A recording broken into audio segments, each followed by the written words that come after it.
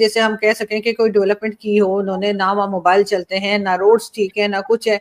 ये तो वैसे ही हमने जबरदस्ती में कहिए कि जैसे एक बना रखा है अपना एक, नहीं जी भारत को दिखाने के लिए कि जी ये कश्मीर हमारा है, वो भी दे दो ताकि उसका भी हम यही हशर कर दें, जबकि उनकी तरफ कश्मीर देखिए कि उन्होंने कितना ज्यादा काम किया है वहां पर, बहुत डेवलपमेंट की है उन्होंने। अभी कल की बात मैं आपको बता रहा हूँ, मेरे एक दोस्त हैं, रियाज अकरम उनका नाम है, और वो वहाँ कश्मीर गए। एक आखिरी जो जगह है वहाँ पे वो है तऊ बट। तऊ बट गए। अब तऊ बट से लेके कैरन तक, यानी यहाँ से मुजफ्फराबाद से आप कैरन जाते हैं और कैरन से फिर आगे आप चले जाते हैं टुवर्ड्स तऊ बट। तो वो कहते हैं जी कि 200 किलोमीटर का रास्ता था वहां पे। तो तकरीबन 8 घंटे हमें लगे, और वो एक कच्ची सी पगडंडी जा रही है कैरन से आगे, और लोग वहां पे अपनी कारें खड़ी कर देते हैं और वो कोस्टर्स में या जीप्स में फिर आगे जाते हैं। और जब आप कैरन से तऊबट पहुंचते हैं 8 घंटे का सफर करके, तो आपके जिस्म की हर हड्डी दर्द कर रही होती है। सड़क इस कदर, सड़क तो खैर है ही नहीं, वो जो रास्ता जाता है वो इतना खराब है, कभी वो गाड़ी राइट को इधर ढलकती है और कभी लेफ्ट को, और आप इस तरीके से वहां पे जाते हैं। और इंतहाई खूबसूरत जगह है वो, अगर उसको डेवलप किया जाए, वहां पे आप टूरिज्म को प्रमोट करें उन इलाकों में, तो दुनिया आएगी वहां पे।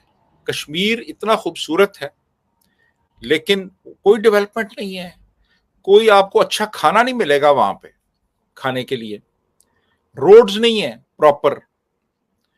वो आप देखें कि वो ट्रेन तक ले गए हैं ऊपर, ट्रेन चली गई हैं कश्मीर के अंदर, ट्रेन चलती हैं इंडियन साइड पे। कई एयरपोर्ट्स हैं यहाँ पे, रावलाकोट में एयरपोर्ट था, मुजफ्फराबाद में एयरपोर्ट था, बंद हो गए वो। बंद हो गए बिल्कुल। वो बंद हो गए। हम्म। यानी ट्रेन को तो छोड़ें आप, इवन ये आम ट्रैफिक के लिए रोड्स वो इंतहाई खराब है बहुत सी जगहों पे।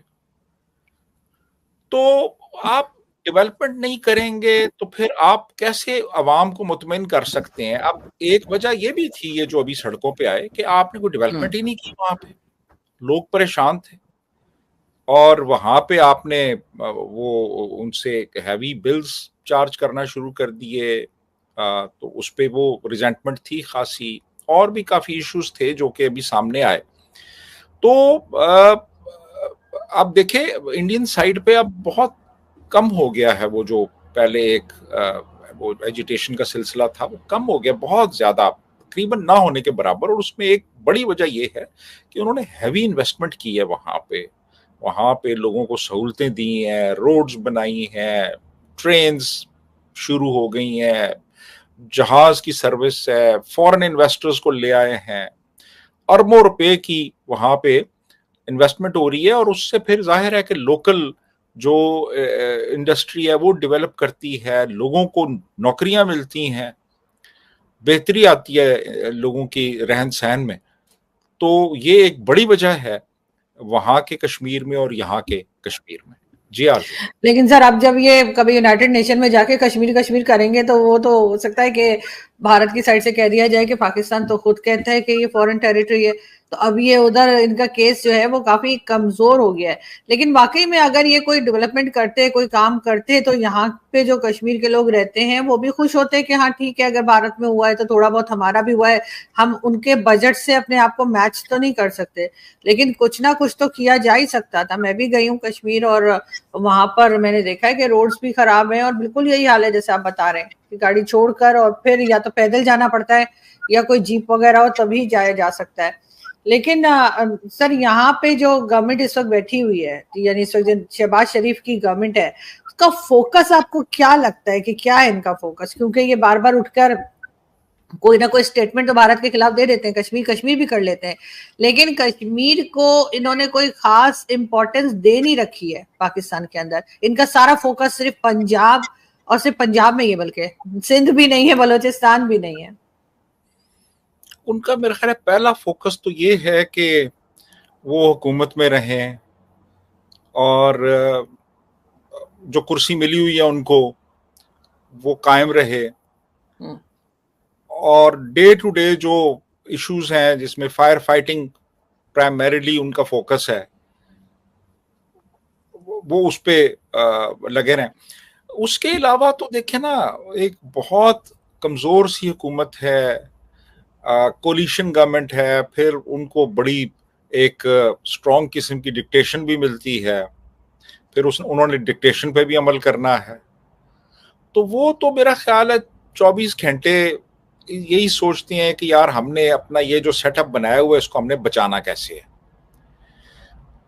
तो ये तो है फेडरल गवर्नमेंट का हाल। लाहौर में अगर आप जाएं, पंजाब गवर्नमेंट को देखें तो वो उनका सारा फोकस लाहौर के ऊपर है, या चंद कुछ बड़े शहर हैं पंजाब के उन पे, बाकी अदरवाइज जो बाकी जो पंजाब है वहां तो बिल्कुल उनकी किसी मुझे लगता है प्रायोरिटी लिस्ट में है ही नहीं वो। यानी 60% लाहौर है, 20% फिर दूसरे शहर हैं बड़े, और बाकी मेरा ख्याल है कि 20% फिर बाकी पूरा पंजाब है। तो कश्मीर तो आप रहने देना कि फेडरल गवर्नमेंट, वो तो उन्होंने बिल्कुल अब वो छोड़ दिया है वहां की जो स्टेट गवर्नमेंट है उसके ऊपर। तो बजट भी नहीं है, पैसे भी नहीं है, यहाँ पैसे पूरे नहीं हो रहे, उनको पैसे कहाँ से दें, वो बड़ी मुश्किल से उन्होंने अभी जो एजिटेशन हुई तो पैसे अरेंज करके उनको दिए हैं। तो यानी फोकस इनका, मतलब आप ये तो मजाक की बात होगी कि हम इवन ये भी कहें कि इनका कोई फोकस है। ये तो बेचारे कमजोर सी हुकूमत है, कमजोर से लोग हैं, तो अपने आप को बचाने में लगे हुए हैं कि किसी तरीके से बच जाएं, हमें फारिग ना कर दिया जाए। तो अभी तो इसके ऊपर ही फोकस है उनका। सर कभी कोई जी मजबूत हुकूमत आई है पाकिस्तान में? जब भी आई है हमेशा से इसी तरह की आई है, तो टाइम पूरा नहीं होता उनका, उससे पहले हटा दिए जाते हैं। अभी भी फैसल बाउडा और कई लोग जो हैं वो यही कह रहे हैं कि इन सबकी विकटें गिरने वाली हैं, इस किस्म की बातें की जा रही हैं, लेकिन लोगों का यही कहना है कि ये जाएंगे तो इनसे भी बदतरीन आएंगे, क्योंकि ये भी बहुत बड़े फूड पॉलिसी हैं। लेकिन अगर इनको भी नहीं रख रहे तो फिर तो बहुत ही खतरनाक बात है। हुकूमतें आई हैं इससे पहले, वो निस्बतन मजबूत थी वो। ये तो इंतहाई कमजोर हुकूमत है ना जी। ये तो इनको पता नहीं किस किस को खुश करना पड़ रहा है हुकूमत में रहने के लिए, और बिल्कुल इन्होंने सरेंडर कर दिया ना अनइलेक्टेड जो फोर्सेस हैं उनके सामने। वो तो हर बात उनसे पूछते हैं, हर एक्शन लेने से पहले उनकी अप्रूवल हासिल करते हैं। तो ये तो बहुत ज्यादा, यानी ये मतलब अनप्रेसिडेंटेड है। पाकिस्तान की पूरी तारीख में इतनी कमजोर हुकूमत शायद आपको ना मिले। यानी इससे कहीं ज्यादा तो जुनेजो एक स्ट्रॉन्ग लीडर था। यानी जुनेजो को तो ज़ियाउल हक लेके आया था, लेकिन वो बड़ा स्ट्रॉन्ग था उसके मुकाबले में। जुनेजो मार्शल उसने खत्म करवा दिया और बड़ी उसने डेवलपमेंट का काम किया। लेकिन ये तो बिल्कुल यानी एक तरह से ये तो लेट गए हैं बिल्कुल। कोई कुछ है ही नहीं इनके पास आवाम को देने के लिए, कुछ करने के लिए। और शदीद किस्म की पॉलिटिकल इंस्टेबिलिटी है इस वक्त, इकोनॉमिक इंस्टेबिलिटी है। पॉलिटिकल इंस्टेबिलिटी होगी तो इकोनॉमिक इंस्टेबिलिटी भी होगी, और सोशल इंस्टेबिलिटी भी मौजूद है सोसाइटी में। तो एक इस तरह की जो हुकूमत है वो उसका क्या फोकस होगा? जी बिल्कुल। अर्जुन। और सर ये सर रोड क्राइम्स भी जो हैं वो भी बढ़ते चले जा रहे हैं, वो भी गवर्नमेंट के काबू में नहीं आ रहे। आज मैं देख रही थी, दिखाया जा रहा था कि कराची में पुलिस वाले की ही गाड़ी चोरी हो गई और भी कोई नहीं, उसके घर के बाहर से। तो ये सारी सूरत हाल भी जो है वो जाहिर है कि इसी वजह से है कि जिस तरह से लोग परेशान हैं और उनके खर्चे पूरे नहीं हो रहे, और एक अजीब सा हाल है कंट्री का। लेकिन सर पिछले 15 से 20 साल के दौरान बहुत ज्यादा ही जो है वो एजेंसीज और आर्मी और इन सबके अंडर जो है ये गवर्नमेंट्स चली गई हैं। क्या आपको लगता है कि उससे पहले इतना स्ट्रांगली ये लोग इंटरफेयर नहीं करते थे सियासत में जो अब कर रहे हैं? नहीं, अब तो बहुत ज्यादा इंटरफेरेंस है जी। बल्कि अब तो ये है कि अब तो पॉलिटिकल जो हमारी इस्टेब्लिशमेंट है, पॉलिटिकल इस्टेब्लिशमेंट, वो तो मुकम्मल तौर पे वैसे ही सरेंडर कर चुकी है।